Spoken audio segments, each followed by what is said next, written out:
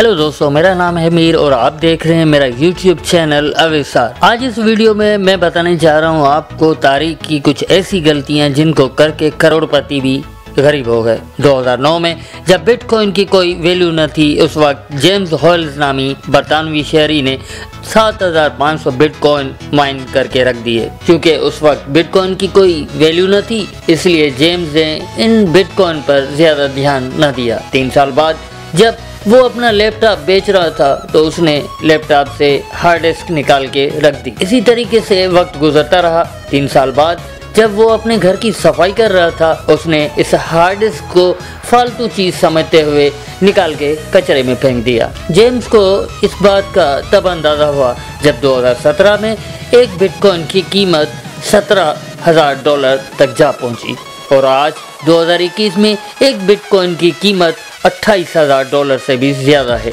यानी अगर जेम्स वो हार्ड डिस्क कचरे में ना फेंकता तो आज $202 यानी 1500 करोड़ रुपयों का मालिक होता। तो दोस्तों, आप भी अपना ख्याल रखा करें, कभी भी किसी ऐसी चीज को फालतू समझ के फेंका ना करें जो आगे चल के आपको नुकसान दे।